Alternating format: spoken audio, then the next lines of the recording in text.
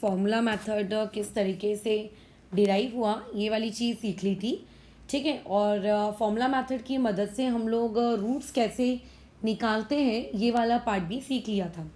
अगर मान लेते हैं कि किसी को वाला पार्ट नहीं आता है या फिर नहीं समझा है या काम नहीं किया है, तो पहले उस पार्ट को फिनिश कर दो और उसको फिनिश करने के बाद ही कैसा अपना ये वाला पार्ट इसमें तो देखो जो टॉपिक सीखना है वो हम लोगों का है nature of roots of a quadratic equation, right. तो इस टॉपिक को सीखने के लिए ऑब्वियस है कि मुझे फॉर्मूला मेथड वाले टॉपिक की नीड पड़ेगी। तो टॉपिक हमारा ये है कि जो हमारे पास क्वाड्रेटिक इक्वेशन होती है उस क्वाड्रेटिक इक्वेशन में आप रूट्स के नेचर किस तरीके से पहचानोगे। पहली बात तो what you mean by the term nature, ये वाला हमें देखना होगा इसका मतलब, और उसके बाद फिर आगे इस टॉपिक को समझते हैं। देखो, सबसे ज़रूरी चीज़ कि तुम लोगों ने जब भी कोई एक क्वाड्रेटिक सॉल्व की है, तो जब हम लोग क्वाड्रेटिक सॉल्व करते हैं तो क्वाड्रेटिक सॉल्व करते वक्त तुम्हारे पास कई बार मतलब अलग अलग सिचुएशंस आ सकती हैं। जैसे अगर तुम लोगों ने मान लेते हैं एक ऐसी क्वाड्रेटिक सॉल्व की जिसका चाहे तुम मिडिल टर्म स्प्लिट अप करो, ठीक है, या फिर आप उसको कंप्लीटिंग स्क्वायर मेथड से करो या कोई भी मेथड से आप अप्लाई करो। मान लेते हैं कि सॉल्व करने के बाद वहाँ पे उसके जो रूट्स आ रहे हैं वो दोनों रूट्स आ गए इक्वल, ठीक है। आप कोई भी मेथड यूज़ करो उससे फ़र्क नहीं पड़ता है। जैसे मैं इस क्वेश्चन से समझाती हूँ इस चीज़ को। ये तुम्हारे पास एक क्वाड्रेटिक है 2x² - 2x और +1/2 = 0, ठीक है। यहाँ पे पहले तो मैंने डिनोमिनेटर का 2 हटाने के लिए पूरी इक्वेशन को जो उसके दोनों साइड्स हैं उन दोनों साइड्स को हम लोग क्या कर देते हैं 2 से मल्टीप्लाई कर देते हैं। तो multiplying by 2 on both sides, ठीक है। तो देखो ये चीज़ क्या हो जाएगी, ये हो जाएगा आपका 4x², यहाँ आ जाएगा 4x और यहाँ आ जाएगा 1, ठीक है। इस चीज़ को अगर मैं स्प्लिट करूँ, मिडिल टर्म स्प्लिटअप वाली मेथड यूज़ कर रही हूँ, तुम चाहो तो कोई भी मेथड यूज़ कर लेना, उससे कोई फ़र्क नहीं पड़ेगा। +1 = 0, तो यहाँ से कितना आ जाएगा 2 टाइम्स ऑफ x और 2x - 1, फिर -1 कॉमन निकालेंगे तो दूसरे ब्रैकेट में 2x - 1 = 0। अगेन फिर इस चीज़ को हम कैसा लिख सकते हैं 2x - 1 और अदर ब्रैकेट में भी 2x - 1 = 0। तो यहाँ से ये लिखा जा सकता है कि पहला ब्रैकेट यानी कि 2x - 1 = 0, या फिर आपके पास जो दूसरा ब्रैकेट है 2x - 1 वो = 0। तो पहले ब्रैकेट के अकॉर्डिंग x की वैल्यू कितनी आ गई, हाफ, और जो आपके पास दूसरा है वहाँ पे x की वैल्यू कितनी आ गई, हाफ। इस तरीके से आ गया, डन। तो अभी तुम ये देखो यहाँ पे जो तुम्हारे पास ये दो रूट्स निकल के आए इस पर्टिकुलर क्वाड्रेटिक इक्वेशन को सॉल्व करके, ये दोनों रूट्स कैसे आए हैं आपके इक्वल, बराबर है। तो कई बार तुम्हारे सामने एक ऐसी सिचुएशन आ सकती है जब आप लोगों के पास आपके जो दो रूट्स निकल के आ रहे हैं वो दो रूट्स आपके कैसे निकल कर आ रहे हैं, इक्वल निकल के आ रहे हैं, ठीक है। अब मान लेते हैं कि कुछ इस तरीके से क्वाड्रेटिक दी हुई है, यहाँ पे इसको चेकआउट करो x² - 15x और +54 = 0। तो तुम अगर इसको स्प्लिट करोगे तो तुम ये पाओगे कि इसकी स्प्लिटिंग में मैंने कुछ इस तरीके से इसको यहाँ पे लिखा, बराबर। तो यहाँ से अगर मैं कॉमन निकालूँ तो ये हो जाएगा x - 9, यहाँ पे -6 कॉमन निकालें तो ये हो जाएगा x - 9 = 0। तो यहाँ से दो रूट आएंगे, मैं डायरेक्ट लिख दे रही हूँ, एक x = 6 और दूसरा आएगा x = 9। अब इन दोनों रूट्स को बताओ देखकर क्या समझ में आ रहा है कि यहाँ से ये दोनों रूट्स क्या तुम लोगों के इक्वल आए हैं क्या, नहीं, यहाँ से ये दोनों रूट्स इक्वल नहीं आए। तो पहली वाली सिचुएशन में हमें ये देखा कि हम लोगों के जो रूट्स हैं, ठीक है, वो रूट्स कैसे हैं, तो वो रूट्स कैसे हैं, वो हैं आपके इक्वल। अब 1/2 आपका एक रियल नंबर होता है कि नहीं होता है, होता है। तो इस चीज़ को हम लिखेंगे कि हमारे रूट्स रियल हैं और हमारे रूट्स इक्वल हैं।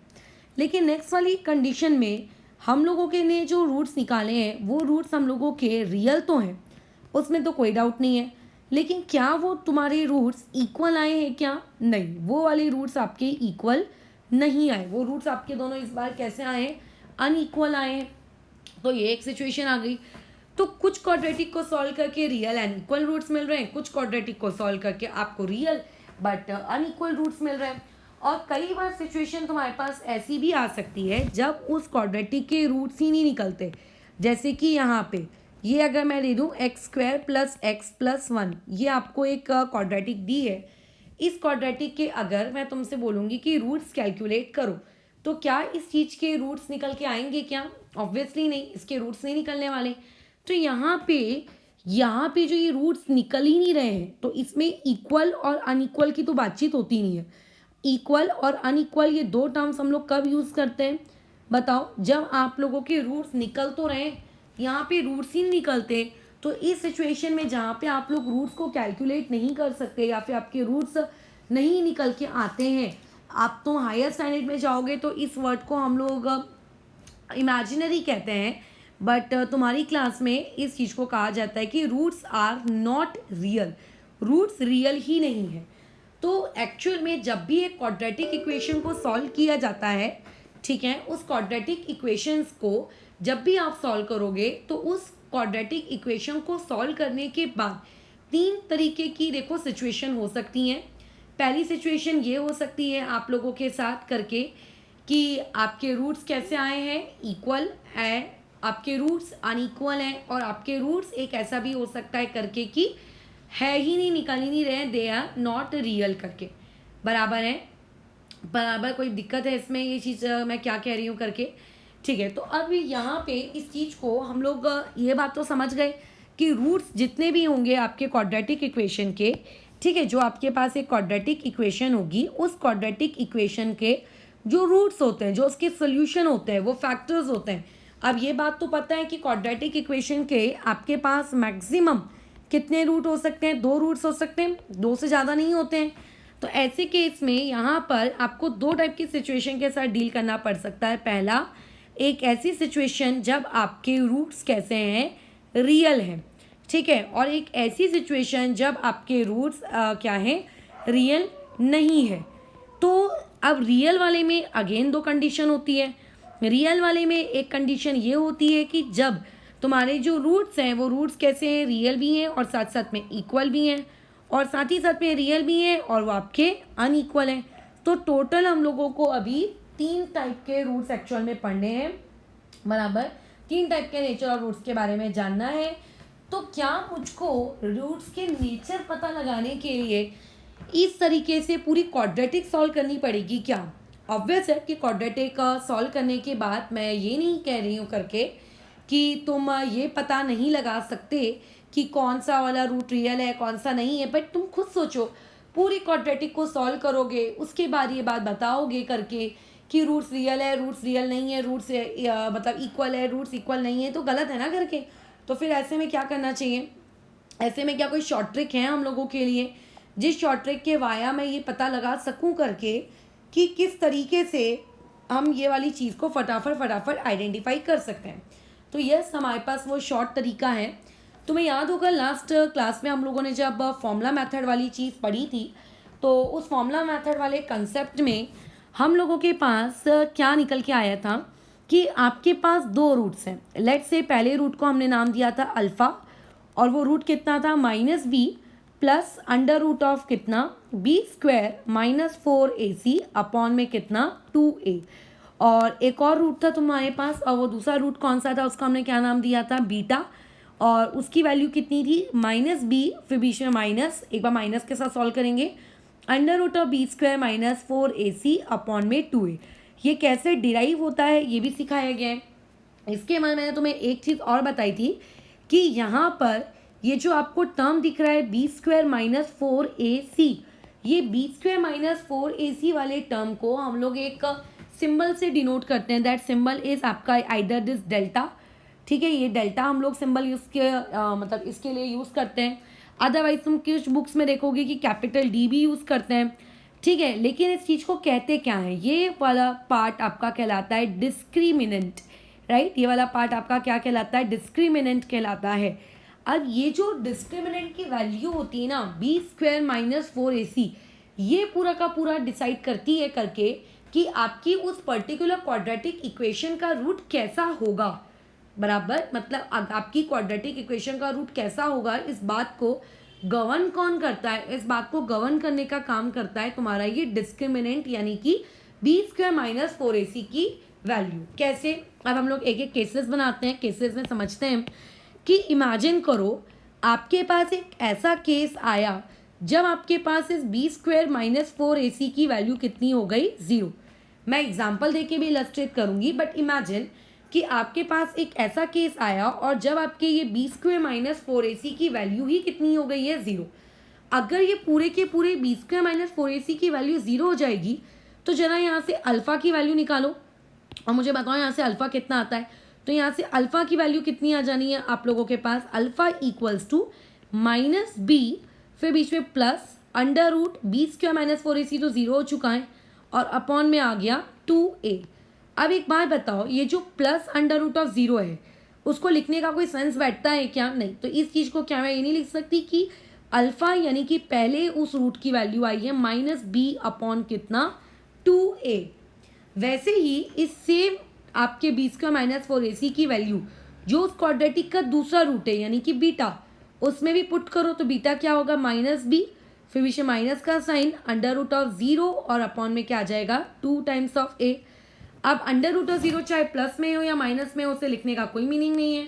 तो यहाँ से देखो बीटा की वैल्यू कितनी आ गई, माइनस बी बाई 2a। क्या तुम्हें ये दिख रहा है कि आपके दोनों रूट्स इक्वल आए? तो क्या मैं ऐसा कह सकती हूँ कि आपके जो ये दो रूट्स हैं कि देयरफॉर यहाँ से अल्फ़ा और बीटा की वैल्यू आपकी सेम आ गई है।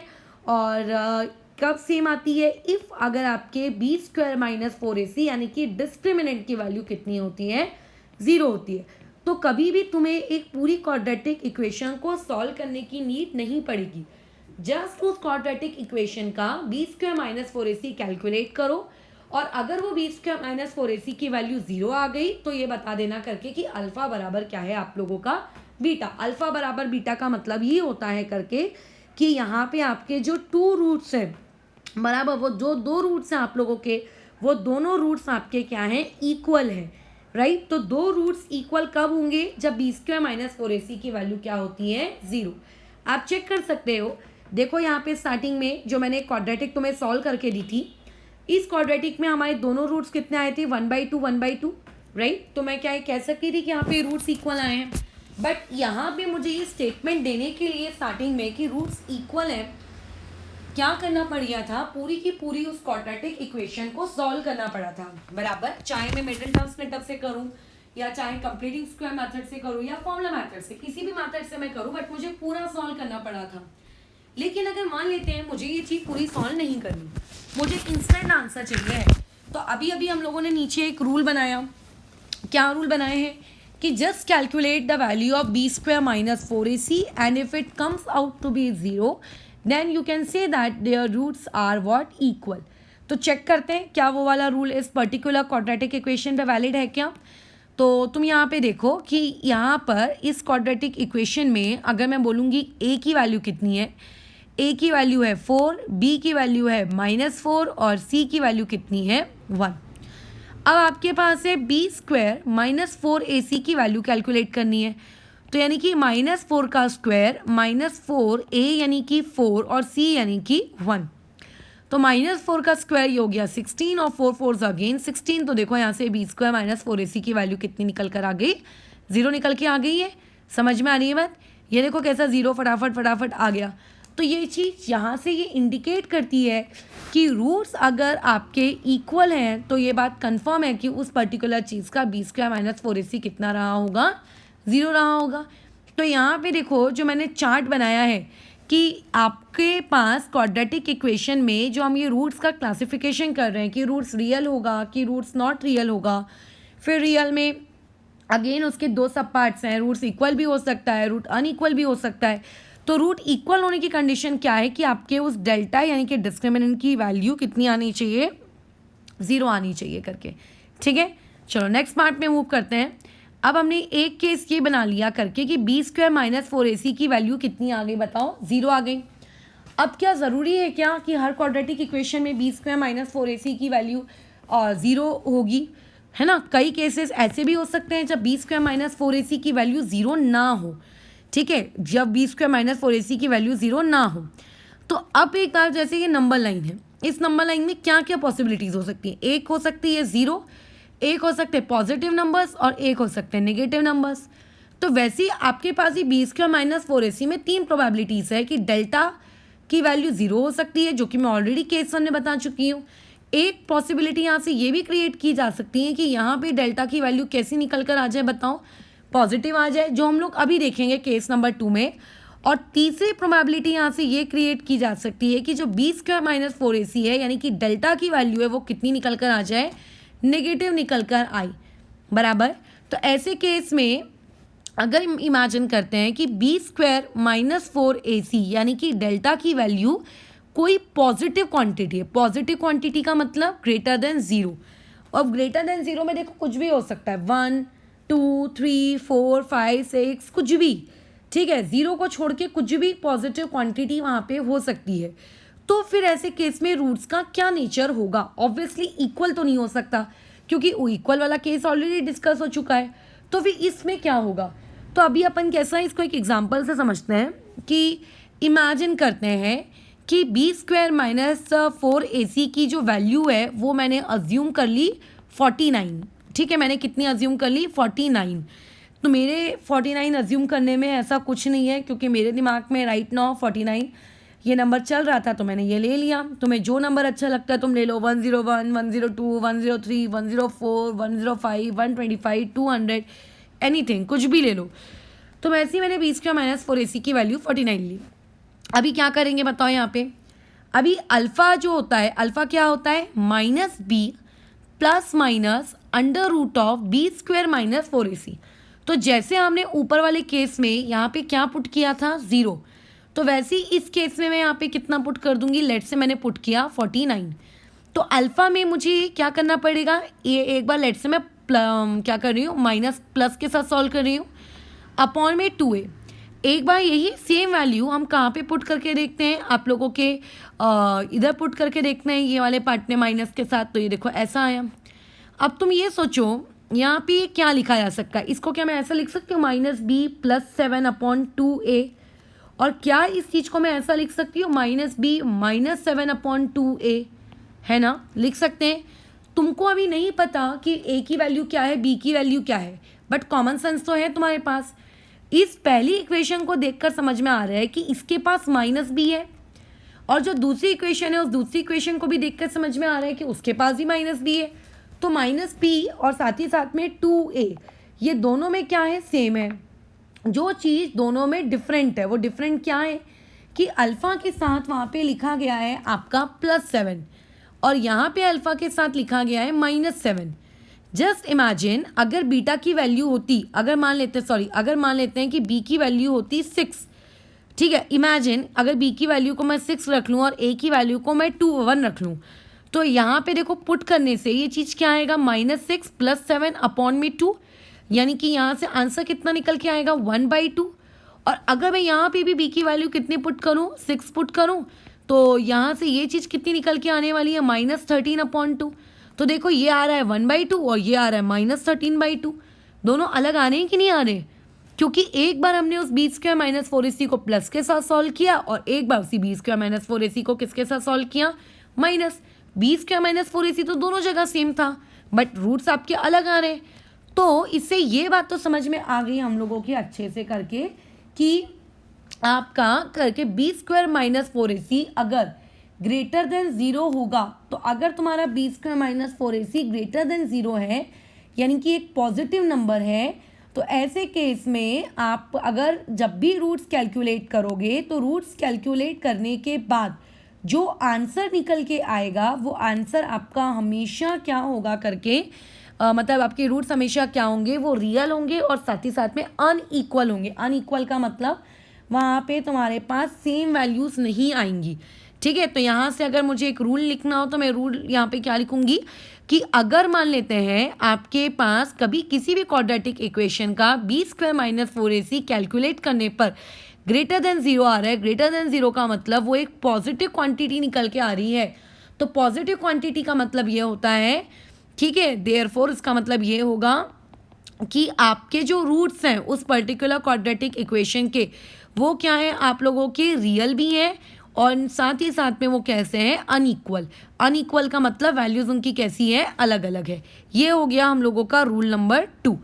ठीक है, चेक करो क्या ये रूल नंबर 2 वैलिड बैठेगा क्या, देखते हैं। तो आ गए हम लोग हमारी सेकेंड इक्वेशन को। देखो ये सेकेंड इक्वेशन मैंने तुम्हें सॉल्व करके दिखाई थी, और जब मैंने तुम्हें ये सेकेंड इक्वेशन सॉल्व करके दिखाई तो हमारे पास रूट्स कितने निकल के आए, 6 और 9 बराबर है। एक आया 6 और एक आया 9। तो रूट्स तुम्हें क्या लगते हैं यहाँ पे, सेम आए हैं कि अलग आए हैं, राइट? सेम आए कि अलग आए हैं यहाँ पे रूट्स अलग आए हैं।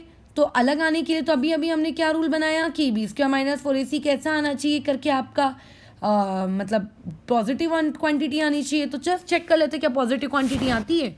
तो इस पर्टिकुलर इक्वेशन में a की वैल्यू कितनी है 1, b की वैल्यू कितनी है -15 एंड c की वैल्यू कितनी है 54। तो ऐसे केस में जब तुम्हें b² - 4ac निकालना है तो b² क्या होगा, -15 का स्क्वायर -4 टाइम्स ऑफ a यानी कि 1 इंटू c की जगह पे आ गया 54। ये हो गया आपका 225, यहाँ आ गया माइनस। तो अब यहाँ पे बस एक कैलकुलेशन कर लो, 54 इंटू 4 तो 54 इंटू 2, ये वाली चीज़ तुम्हारे पास कितनी हो जाती है, 54 इंटू 2 108, और 108 का डबल कर दो तो ये वाली चीज़ आ जाएगी 216, राइट? तो ये आ गया आपके पास 216, और माइनस कर देंगे तो यहाँ से निकल के आया देखो 9। ठीक है, यहाँ से कितना निकल के आया है 9। अब तुम बताओ क्या ये 9 एक पॉजिटिव टर्म है कि एक नेगेटिव टर्म है? ये एक पॉजिटिव टर्म है, राइट? ये एक पॉजिटिव क्वांटिटी है, ये आपका ग्रेटर देन 0 है। तो और रूट्स भी देखो यहाँ से कितने निकल के आए, अनइक्वल। तो जो रूल हमने अभी बनाया था करके कि अगर आपके पास कल को अगर डी की वैल्यू, डिस्क्रिमिनेंट की वैल्यू अगर आपकी ग्रेटर देन 0 आती है तो ग्रेटर देन 0 के केस में आपके पास जो रूट्स होंगे वो कैसे होंगे, अनइक्वल होंगे। ये बात कैसी है, ट्रू है। ऊपर वाले एग्जाम्पल से देख लिया। तो इस चार्ट में हमें एक चीज़ इंक्लूड कर लेनी चाहिए क्या, कि अगर डेल्टा बराबर 0 है तो रूट्स कैसे हैं, रियल एंड इक्वल। और अगर आपका मान लेते हैं डेल्टा बराबर कितना है आप लोगों का, पॉजिटिव क्वांटिटी है, तो आपके रूट्स कैसे होंगे, रियल होंगे, बट वो अनइक्वल होंगे। अब वहाँ पे वैल्यू कुछ भी हो सकती है, ठीक है, 49, 48, 46, 149, 152, कुछ भी, मतलब कुछ भी। ठीक है, अच्छा अब मैं जैसे मैंने तुम्हें यहाँ बताया था कि एक नंबर लाइन में टोटल 3 केसेस हो सकते हैं। जैसे आंसर या तो मतलब वैल्यू या तो 0 हो सकती है, या तो आपकी वैल्यू पॉजिटिव हो सकती है, या तो तुम लोगों की वैल्यू कितनी हो सकती है, नेगेटिव हो सकती है। तो 0 वाली वैल्यू हमने केस नंबर 1 में देख ली, ठीक है, और तुम लोगों की क्या कहते हैं पॉजिटिव वाली वैल्यू अभी केस 2 में देख ली, राइट? तो अब क्या बचा तुम लोगों के पास, ये बचा आपके पास कि एक वैल्यू निगेटिव भी तो हो सकती है। तो ऑब्वियस है कि अब ये तो अंडरस्टैंड मतलब होना चाहिए तुम्हारे अंदर इतनी अंडरस्टैंडिंग कि बाकी 2 केसेस के हिसाब से तो आंसर आ चुका है। तो अगर मान लेते हैं डेल्टा की वैल्यू अभी निगेटिव आ गई, निगेटिव का मतलब लेस देन 0, ठीक है, अगर तुम्हारे पास b² - 4ac की वैल्यू एक निगेटिव क्वांटिटी है तो निगेटिव क्वांटिटी में वहाँ से जो आपके रूट्स निकल के आते हैं वो रूट्स आपके क्या होते हैं, नॉट रियल रूट्स। ठीक है, आपके रूट्स क्या रहेंगे, नॉट रियल। ये बात बस याद रखनी है। तो यहाँ से हम लोगों के पास ये तीसरा केस भी आ गया जो इस चार्ट में हम इंक्लूड कर सकते हैं। वो क्या कि कल को अगर आपके रूट्स नॉट रियल हैं तो ऐसे केस में डेल्टा कितना आना चाहिए, नेगेटिव। तो निगेटिव डेल्टा इंडिकेट करेगा कि रूट्स आपके कैसे हैं, नॉट रियल। पॉजिटिव इंडिकेट करेगा कि रूट्स रियल तो हैं बट अनइक्वल है, राइट? और अगर डेल्टा इक्वल टू 0 है तो इसका मतलब रूट्स इक्वल भी हैं और रियल तो ऑब्वियसली होंगे ही होंगे। ठीक है, कोई तकलीफ यहाँ पे, पक्का ये बात समझ में आ रही है करके मैं क्या कह रही हूँ करके वाली चीज़। अच्छा अब देखो आगे बढ़ते हैं हम लोग हमारे इसमें। अभी जैसे यहाँ पे आप लोग आ गए, एक बार चेक कर लेते हैं कि इस इक्वेशन को देखो मैंने क्या बोला था कि इसके रूट्स नहीं निकल रहे हैं, नॉट रियल है। एक बार जरा इसका भी हम लोग b² - 4ac कैलकुलेट कर लेते हैं। तो यहाँ पे a की वैल्यू है 1, b की वैल्यू है 1 और तुम्हारे पास c की वैल्यू भी कितनी है 1। तो देयरफॉर यहाँ से b² - 4ac की वैल्यू कितनी आ जाएगी, 1 का स्क्वायर -4 टाइम्स ऑफ 1, ये 1, ये ऐसे। तो ये निकल के आएगा 1 - 4 यानी कि -3। देखो कितना आ रहा है, निगेटिव नहीं आ रहा है। तो अगर ये चीज़ निगेटिव आ रही है तो इससे ये बात तो समझ में आ गई करके कि हमने जो रूल बनाया था ये रूल्स कैसे हम लोगों के सही है।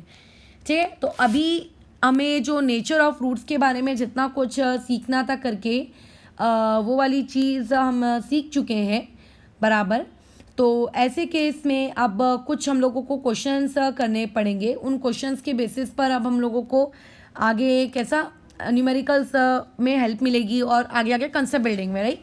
तो उससे पहले एक बार तुम्हारी टेक्स्ट बुक वाले पार्ट को मैं थोड़ा सा बता देती हूँ। तुम्हारी टेक्स्ट बुक में एक्टिविटीज़ हैं, जैसे कि टेक्स्ट बुक का अगर आप पेज नंबर 44 अगर ओपन करोगे तो पेज नंबर 44 ओपन करने पर तुम्हें फिल इन दी ब्लैंक्स है, ठीक है, जहाँ पे तुम्हारे पास डिस्क्रिमिनेंट की वैल्यू दी हुई है एक जरा 50, ठीक है। किसकी वैल्यू दी हुई है? डिस्क्रिमिनेंट का मतलब बी स्क्वायर माइनस 4ac की वैल्यू दी हुई है।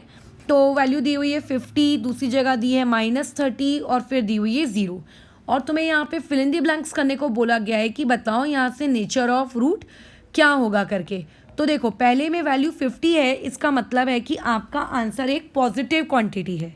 तो अगर आपका आंसर एक पॉजिटिव क्वांटिटी है तो इसका आंसर क्या होगा कि आपके रूट्स कैसे होंगे? रियल होंगे, लेकिन पॉजिटिव होने की वजह से आपके रूट्स कैसे होंगे? अनइक्वल होंगे। और आपका 0 का मतलब क्या होता है कि रूट्स आपके रियल होंगे और आपका वो आंसर कैसा होगा? इक्वल होगा, ठीक है। और -30 का तो एक ही मतलब होता है कि आपके रूट्स क्या हैं? रियल नहीं है। तो ये एक्टिविटी भर लोगे, ठीक है। अभी वैसे ही उसी पेज नंबर 44 में एक क्वेश्चन नंबर 2 दिया है। उस क्वेश्चन नंबर 2 में कहा गया है कि एक क्वाड्रेटिक है आपके हाथ में, x² + 2x - 9, ठीक है। सॉरी, पेज नंबर 45 है ये, ठीक है। मैंने पेज नंबर 44 कह दिया, परख लेना, इतना तो ऊपर नीचे चलता है करके।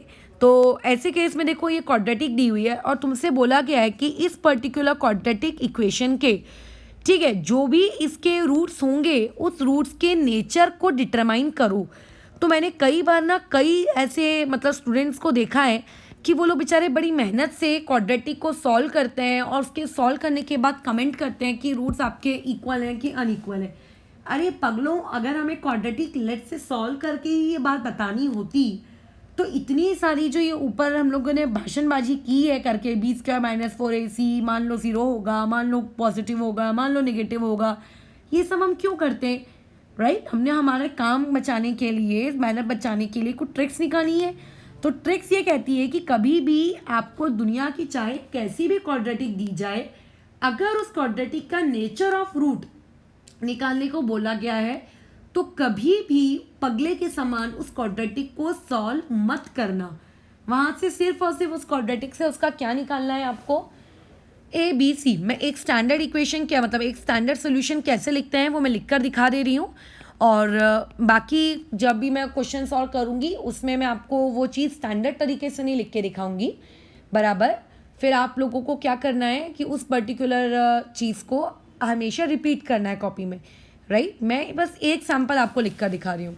तो सबसे पहले कभी भी क्वाड्रेटिक का सॉल्व करो तो आपका सबसे पहली लाइन तो यही होनी चाहिए करके, the given quadratic equation is, इसको लिख दो। तो गिवन क्वाड्रेटिक इक्वेशन इज कितना है? x² + 2x - 9, ये हो गया। उसके बाद फिर नेक्स्ट लाइन क्या लिखनी पड़ेगी आपको? ये कि हमें इसकी a की वैल्यू बतानी है, इसकी b की वैल्यू बतानी है और इसकी c की वैल्यू बतानी है। तो क्या लिखेंगे? On comparing above quadratic equation, मैं QE लिख रही हूँ, वो तुम नहीं लिखोगे। किसके साथ बताओ कंपेयर करेंगे? इसके स्टैंडर्ड फॉर्म के साथ। तो इसका स्टैंडर्ड फॉर्म क्या है? ax² + bx + c = 0। तो यहाँ से कमेंट करके बोलो a की वैल्यू कितनी है? 1, b की वैल्यू कितनी है? 2 एंड c की वैल्यू कितनी है? -9। एंड तुम्हें अगर इसमें उसका नेचर ढूंढना है तो नेचर ढूंढने के लिए हमें क्या चाहिए होगा? b² - 4ac की वैल्यू होगी। तो b² कितना है? 2 का स्क्वायर -4 × a यानी कि 1 और c की वैल्यू -9। तो ये 2 का स्क्वायर हो गया 4, यहाँ बीच में आ गया प्लस 9 4 36। सो यहाँ से b² - 4ac की वैल्यू कितनी आ गई? 40। तुम्हें क्या लगता है ये 40 पॉजिटिव नंबर है कि नेगेटिव नंबर है? किसी के भी इतने भेजे में तो बात जाती है करके कि यहाँ पे b² - 4ac क्योंकि एक पॉजिटिव नंबर है, इस चीज़ को मैं ऐसा लिख सकती हूँ। और जब जब ये सिचुएशन आएगी तो इसका मतलब ये होगा कि हम लोगों के पास जो रूट्स हैं, ठीक है, उस गिवन क्वाड्रेटिक इक्वेशन के, पहली बात तो वो रियल है और साथ ही साथ में वो अब क्योंकि पॉजिटिव नंबर एक आया है तो इसका मतलब रूट्स कैसे होंगे आप लोगों के अनइक्वल होंगे करके। ठीक है, तो जब अपना बोर्ड का पेपर लिखोगे तो इस चीज़ को पेंसिल से अंडरलाइन कर देना कि रूट्स रियल है एंड अनइक्वल है, यानी कि जो फाइनल आंसर आया उस फाइनल आंसर को हम लोग क्या कर रहे हैं, हाईलाइट कर रहे हैं करके। तो बस तुम्हारे पास अब इसी टाइप के सवाल होंगे। तुम्हें बहुत सारी क्वाड्रेटिक इक्वेशंस दी हुई रहेंगी और उन क्वाड्रेटिक इक्वेशंस में तुम्हें क्या करना होगा, आइडेंटिफाई करना होगा करके कि वाली चीज़ के नेचर ऑफ रूट्स कैसे हैं। कुछ इलस्ट्रेशंस मैं करती जाती हूँ जिससे तुम्हें समझ में आएगा। कोई दिक्कत हो तो फिर बताना। 2x² प्लस x माइनस 1 ये एक है। वीडियो को पॉज करो और खुद आंसर निकालने की कोशिश करो और उसके बाद फिर मेरे साथ टैली करना कि तुम्हारा आंसर और मेरा आंसर मैच कर रहा है कि नहीं कर रहा है करके। ठीक है, तो ये हो गया आपके पास 3 आंसर्स। ये x² plus x plus 1 equal to 0 और उसके बाद फोर्थ पार्ट यहाँ पे दिया है 4x² minus 4x plus 1 equal to 0 और यहाँ पे फिफ्थ पार्ट है फिर तुम लोगों का 2x² प्लस 5x और प्लस 5 इक्वल टू 0। ठीक है, चलो स्टार्ट करते हैं। तो मैंने जैसे पहले कहा था ऊपर कि मैं अब आपको पूरी स्टेटमेंट्स वगैरह लिखकर नहीं दूंगी करके, तो स्टेटमेंट आप लिख लीजिएगा। यहाँ तो मैं सिर्फ बताने के लिए कर रही हूँ कि कैसे कैसे है।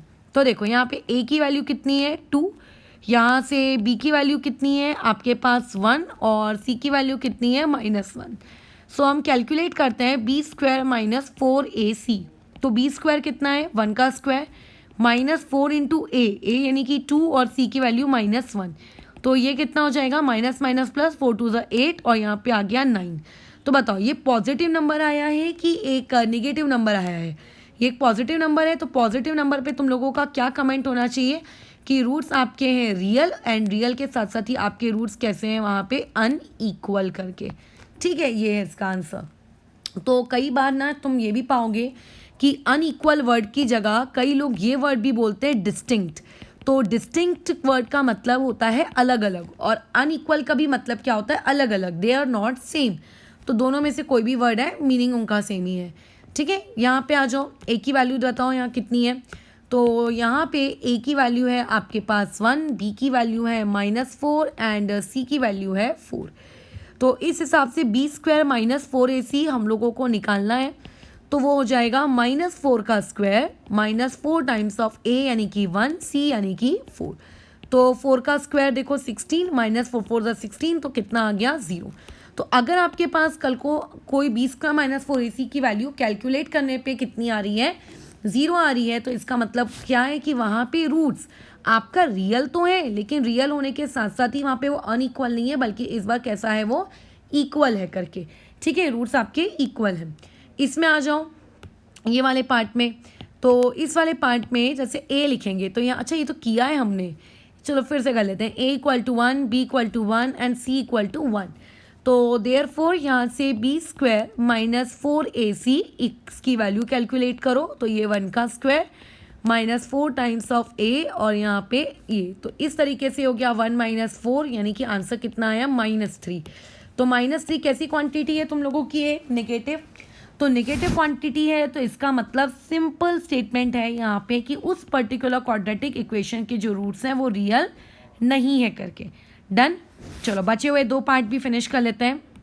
तो पहले यहाँ पे a की वैल्यू कितनी है 4, b की वैल्यू कितनी है -4 एंड c की वैल्यू कितनी है 1। यहाँ पे b² माइनस 4ac की वैल्यू कितनी आती है -4 का स्क्वायर -4 टाइम्स ऑफ a और यहाँ पे c। तो ये आ गया आपका अगेन वही वाला पार्ट, सॉरी यहाँ पे मैंने लिख दिया, तो ये आ गया 0। ठीक है, तो अगर यहाँ पे ये चीज़ 0 आई है तो इसका आंसर क्या है कि आपके रूट्स रियल हैं एंड साथ ही साथ में आपके रूट्स कैसे हैं इक्वल है करके। ठीक है, और उसके बाद इस वाले क्वेश्चन में देखो तो ये वाले क्वेश्चन में a बराबर कितना है 2, b बराबर कितना है 5 एंड c बराबर कितना है 5। सो कैलकुलेट करते हैं इसका b² माइनस 4ac कितना आएगा। b² यानी कि 5 का square 25 -4 into a into c यानी कि ये, तो ये हो जाएगा 25 -4 टू ज़ 8 8 5 ज़ 40। तो ये वैल्यू निकल के आई -15। राइट, ये वैल्यू कितनी निकल कर आ रही है, ये वैल्यू निकल के आ रही है -15। यानी कि ये चीज़ इंडिकेट करती है कि यहाँ पे जो रूट्स हैं वो आपके नॉट रियल है क्योंकि आंसर आ रहा है एक नेगेटिव क्वांटिटी। ठीक है। तो जब हमने अभी आज पार्ट पढ़ा, उस पार्ट में तो पहले हम लोगों ने कुछ रूल्स बनाए कि कैसे करके आपके पास क्वाड्रेटिक इक्वेशन के 3 प्रकार के नेचर ऑफ रूट्स आपको देखने को मिलेंगे। फिर उसके बाद हमने ये देखा कि किसके लिए कौन सी कंडीशन है। तीसरे पार्ट में हमने ये देखा कि किस तरीके से आपको नेचर ऑफ रूट डिटरमाइन करने का क्वेश्चन आ सकता है, उसको किस तरीके से लिखना है, इसका एक मैंने स्टैंडर्ड फॉर्मेट भी दिया, और उसके बाद फिर इस टाइप के 2-4 इलस्ट्रेशंस भी करके बताए। तो ये होती है आप लोगों की नेचर ऑफ रूट्स पे पूछे जाने वाले एक सवाल की कैटेगरी, राइट। कि आपको एक क्वाड्रेटिक दे देगा और उस क्वाड्रेटिक के बेसिस पे पूछेगा कि बताओ उस पर्टिकुलर क्वाड्रेटिक इक्वेशन का नेचर ऑफ रूट कैसा है। ये हो गई उन सवालों की पहली कैटेगरी। तो इस कैटेगरी के बेसिस पर तुम्हारे पास जो अपनी टेक्स्ट बुक है, उस टेक्स्ट बुक का जो एक्सरसाइज 2.5 है, उस एक्सरसाइज 2.5 का क्वेश्चन नंबर 2 है, ठीक है। ये फिनिश कर लोगे। उसमें बहुत ही सादा सा सवाल है, सिर्फ डिस्क्रिमिनेंट की वैल्यू पूछ रहा है। तो अगर सिर्फ डिस्क्रिमिनेंट की वैल्यू पूछ रहा है तो आपको सिर्फ b² - 4ac कैलकुलेट करके छोड़ देना है। वैसे ही क्वेश्चन नंबर 3 वहाँ पे सॉल्व कर लेना। क्वेश्चन नंबर 3 में तुमसे determine the nature of roots के बारे में बोल रहा है करके, ठीक है, कि उस पर्टिकुलर रूट्स के नेचर बताओ। तो नेचर मतलब जैसा मैंने अभी ऊपर के कुछ इलस्ट्रेशंस दिए उस टाइप से, ठीक है। एंड सिमिलरली जो प्रॉब्लम सेट अगर खोलोगे तो प्रॉब्लम सेट को खोलने पर तुम उसके बेसिस पे कर सकते हो क्वेश्चन नंबर 3 करके, ठीक है। क्वेश्चन नंबर 3 कर लेना ये आज के टॉपिक पे। इवन एक इंट्रोडक्टरी वीडियो जो मैंने बताया था कि आइडेंटिफाई करना कि कोई भी चीज़ क्वाड्रेटिक है कि नहीं, तो वैसा ही आप क्वेश्चन नंबर 2 भी कर लेना। वो आज के लेक्चर पे तो बेस नहीं है, बट फिर भी तुम कर सकते हो। अब एक बात तुम याद रखना कि मैं वैसा काम बिल्कुल नहीं करवाते हैं हम लोग कि तुम्हें एक पर्टिकुलर एक्सरसाइज का सल्यूशन दे दिया, राइट। अगर मेरे को एक्सरसाइज का सल्यूशन देना होता तो वो मेरे लिए या अंकित के लिए बहुत ही इजी काम जाता करके कि एक एक क्वेश्चन को फट फट फट फट करके तुम्हारे सामने सॉल्व करके रख दिया जाए और उस चीज़ को देखो और रटो। तो ऐसा काम होता ही नहीं है, बात तुम भी अच्छे से जानते हो। कंसेप्ट सीखो, उस कंसेप्ट को फिर तुम अप्लाई करो उस पर्टिकुलर एक्सरसाइज में, और फिर चेक करो कि तुम्हारा आंसर कंसेप्ट को सीखने के बाद मैच कर रहा है कि नहीं। अगर नहीं कर रहा है, नहीं बन रहा है, तो इसका मतलब अभी तक सीखे ही नहीं हो। फिर वापस से देखो, फिर से सीखो, और कोई डाउट्स है तो उसको पूछो, ठीक है। वॉइस नोट बनाकर या टेक्स्ट के फॉर्म में उसको किसी तरीके से पूछो कि ये चीज़ देखो यहाँ पे नहीं समझी। हो सकता है कि मैं भी जब पढ़ा रही हूँ मे भी कोई कैलकुलेशन एरर हो जाए। अगर कोई ऐसी कैलकुलेशन एरर हो रही है तो उसको भी कैसा बताओ करके कि देखिए यहाँ पे आपकी कैलकुलेशन एरर हो गई थी। मैं भी मशीन थोड़ी ना हूँ, ऑब्वियस ह्यूमन हूँ, एरर तो होगी होगी, ठीक है। तो ये हो गया हम लोगों के टाइप 1, जो आज के लेक्चर के बेसिस पे तुम उसके जैसे सवाल कर सकते हो। वैसे ही अब देखो आपके पास इस कैटेगरी के टाइप 2 की कैटेगरी के सवाल भी आते हैं। टाइप 2 की कैटेगरी के सवाल बहुत ही अच्छे हैं, ठीक है। तुम्हारी बुक में इस टाइप के सवाल ज़्यादा नहीं है, इसके सवाल मैं तुमको दूंगी एक्स्ट्रा वाले, उससे तुम करोगे करके, ठीक है। तो देखो इस सवाल को टाइप 2 के सवाल का पहले मैं क्वेश्चन तुम्हें बता देती हूँ क्या है, अच्छे से अपने नोटबुक में इसको लिख लेना। तो क्वेश्चन ये है कि आपको क्या करना है, find the values of K for which the given equation, ठीक है, find the value of K for which the given equation has real and equal roots, right. देखो ऑब्वियस है कि यहाँ पे आप लोगों को कुछ क्वाड्रेटिक इक्वेशंस दी हुई होंगी। उन क्वाड्रेटिक इक्वेशंस में आपको कोई एक आधी टर्म, मतलब जो कोएफिशिएंट पार्ट होता है वो गायब कर दिया। जैसे पहले वाले क्वेश्चन में देखो कांस्टेंट की जगह पर के लिख दिया है। तो ऐसे में आपको क्या करना है, उस पर्टिकुलर के की क्या करनी है, वैल्यू को ढूंढना है, ठीक है। उस पर्टिकुलर के की वैल्यू क्या करनी है, ढूंढनी है। नेक्स्ट वाले क्वेश्चन में भी आपको के की वैल्यू ढूंढनी है। तो ऐसे करते करते बहुत सारे क्वेश्चंस हैं जिनमें आपको के की वैल्यू क्या होगी, ढूंढनी पड़ेगी। तो ये जो के की वैल्यू ढूंढने का काम तुम्हें मैं दे रही हूँ, ठीक है, इसके कुछ मैं इलस्ट्रेशंस तुम्हें करके दिखाती हूँ कि कैसे इसके साथ डील करनी है। पहले इन तीनों को करते हैं।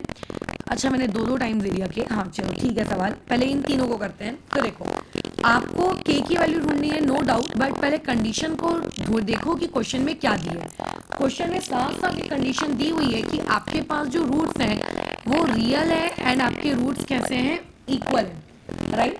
रियल एंड इक्वल रूट्स का मतलब क्या होता है, पहले तो देखो दिमाग में ये बात ना एकदम फंडामेंटली क्लियर होनी चाहिए करके। तो रियल एंड इक्वल का सिर्फ और सिर्फ एक ही मतलब होता है, और वो ये है करके कि जो रूट्स आपके पास है, ठीक है, उस रूट्स का रियल एंड इक्वल होने का मतलब है कि उस पर्टिकुलर इक्वेशन का जो बी स्क्वायर माइनस 4ac है, वो बी स्क्वायर माइनस 4ac की वैल्यू कितनी रही होगी, 0 रही होगी। ठीक है, यानी कि कहीं भी अगर तुम्हें ये वर्ड दिख गया कि रूट्स आपके रियल एंड इक्वल है, तो इसका मतलब है कि वहाँ पे बी स्क्वायर माइनस 4ac की वैल्यू कितनी है आपकी, इक्वल टू 0 है। बस हमें भी वही काम करना है, अपनी जो क्वाड्रेटिक इक्वेशन दी हुई है, क्वाड्रेटिक इक्वेशन का सबसे पहला स्टेटमेंट तो यही रखो, मैं लिख नहीं रही हूँ बट बोल दे रही हूँ, the given quadratic equation is, उसके बाद नेक्स्ट लाइन तुम्हारी क्या होगी कि on comparing this quadratic equation with ax square plus bx plus c, और ये लिखने के बाद abc की वैल्यू लिख लेना, और abc की वैल्यू लिख लेने के बाद तुरंत उसका क्या कैलकुलेट कर लेना, बी स्क्वायर माइनस 4ac, उस चीज़ का कैलकुलेट कर लो। ठीक है, तो जैसे पहली वाली इक्वेशन का अगर मैं B square minus 4ac calculate करूँ तो वो कितना आएगा, 2 आपका -10 का स्क्वायर माइनस 4 इंटू ए यानी कि 2 और सी यानी कि के। अब मुझको पता है कि रूट्स आपको रियल एंड इक्वल दिए हुए हैं, तो इसका मतलब बी स्क्वायर माइनस 4ac की वैल्यू कितनी होगी, 0 होगी। तो यहाँ पे इस बी स्क्वायर माइनस 4ac की जगह पे हम क्या पुट कर सकते हैं, 0 पुट कर सकते हैं।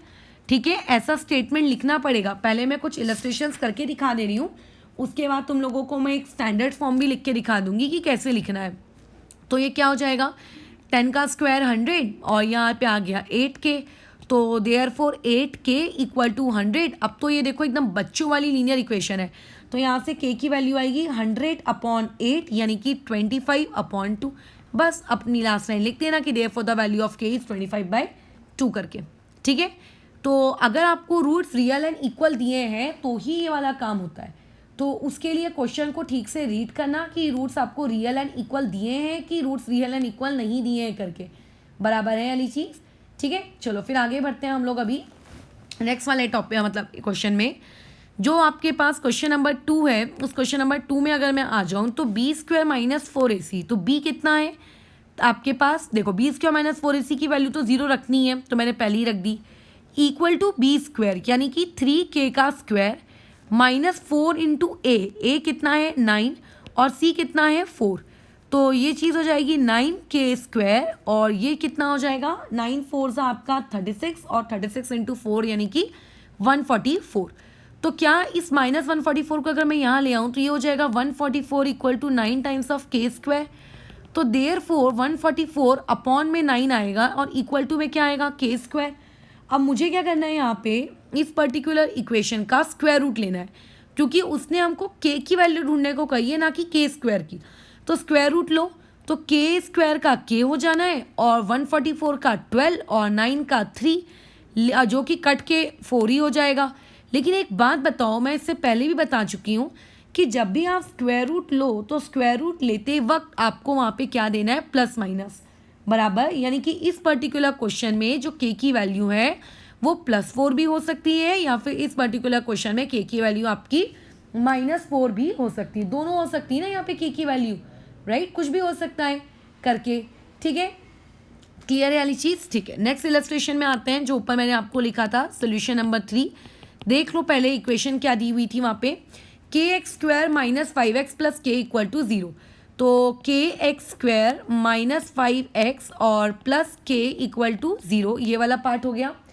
तो यहाँ पे आपको कैलकुलेट करना है बी स्क्वायर माइनस 4ac, जो कि मुझे पता है 0 होगा, इक्वल टू बी स्क्वायर यानी कि -5 का स्क्वायर, बोलो कितना 25, -4 इंटू ए कितना है k और c कितना है k।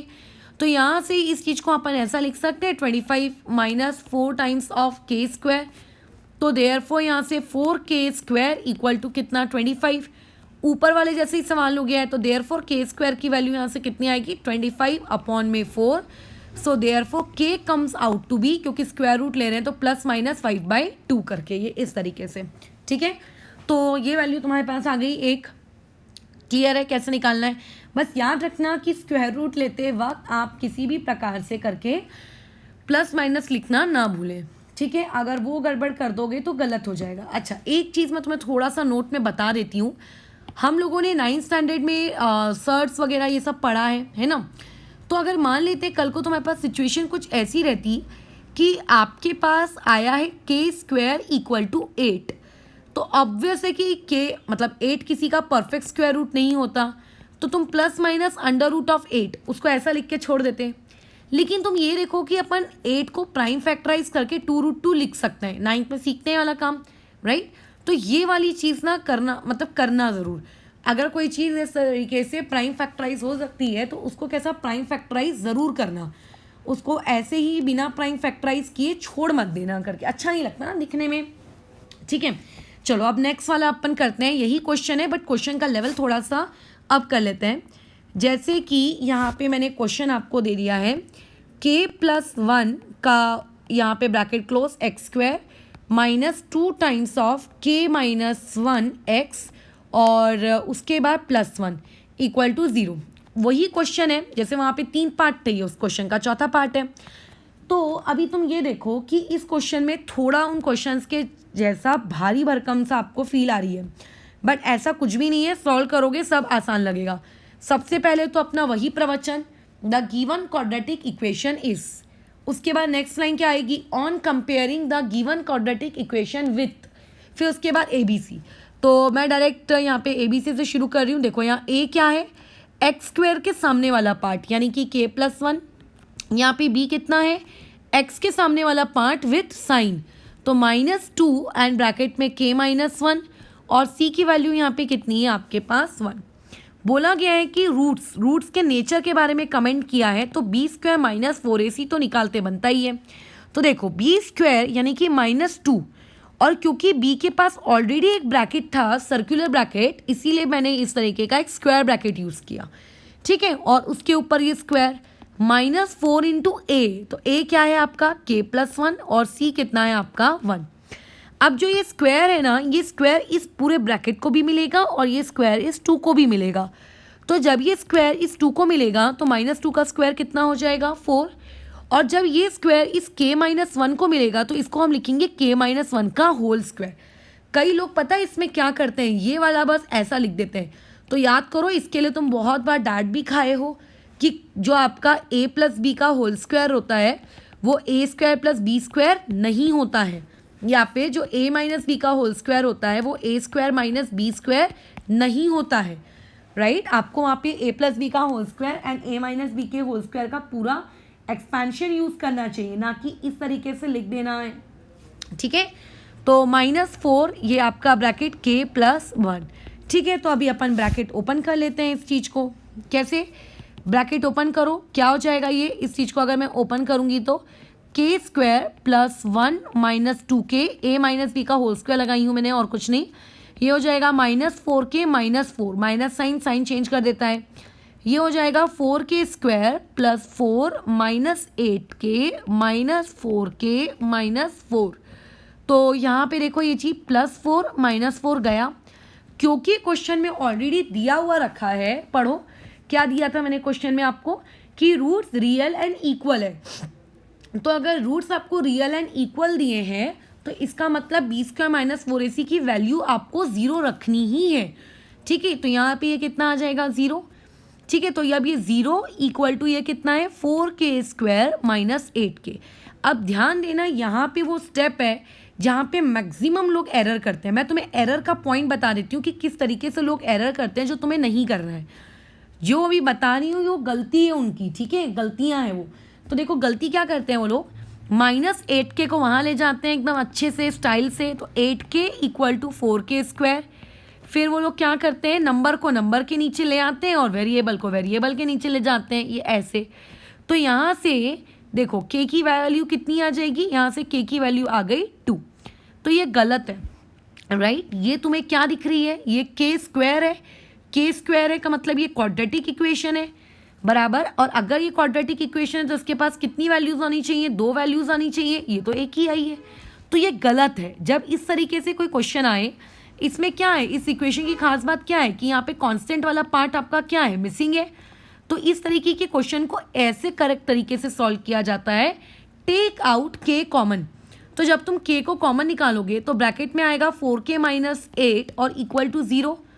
तो अब तुम याद रखो कि इस चीज़ को अपन लिख सकते हैं k इक्वल टू 0, या इसको ऐसा लिख सकते हैं कि 4k माइनस 8 इक्वल टू 0। तो यहाँ से k की एक वैल्यू आएगी 0 और k की दूसरी वैल्यू यहाँ से कितनी आएगी 2। तो देखो 2 तो यहाँ भी आ रहा था बट एक वैल्यू गायब थी ना, तो वो दूसरी वैल्यू कौन है आपकी 0। ऐसे सॉल्व करते हैं करके इसको, ठीक है। तो देखने में ये बड़ा था बट एक्चुअली में ये बड़ा नहीं है। तो इस तरीके से तुम्हें क्वेश्चंस दिए हुए रह सकते हैं। ऐसे ही एक बड़े दिखने वाले राक्षसी क्वेश्चन को मैं एक और सॉल्व कर देती हूँ ताकि तुम लोगों का बीपी हाई नहीं होना चाहिए करके, ठीक है। तो देखो पहला क्वेश्चन जैसे यहाँ पे मैंने आपको दिया है x² plus 4kx plus 2 minus k और उसके बाद प्लस k², ये मैंने तुमको दिया हुआ ये ऐसा, अरे लिखा ही नहीं क्या, ठीक है, प्लस k² इक्वल टू 0। पहली बात तो ये इक्वेशन कहीं से भी क्वाड्रेटिक जैसी नहीं लग रही। तो क्वाड्रेटिक जैसी नहीं लग रही है तो पहले इसको क्वाड्रेटिक जैसी बनाओ। क्वाड्रेटिक इक्वेशंस की खास बात क्या होती है कि उन लोगों के पास क्या होता है, पहले x² वाला कोएफिशिएंट होता है। तो इस पूरे क्वाड्रेटिक में जहाँ जहाँ तुम्हें x² वाले कोएफिशिएंट दिख रहे हैं उन्हें बटोरो। तो एक ही x² वाला कोएफिशिएंट है तो वो चीज़ हमने लिख दी x²। फिर x वाले कोएफिशिएंट कहाँ कहाँ है वो बटोरो। तो यहाँ पे x वाला एक ही कोएफिशिएंट है, ये मतलब एक ही टर्म है, तो यहाँ पे मैंने लिख दिया 4kx।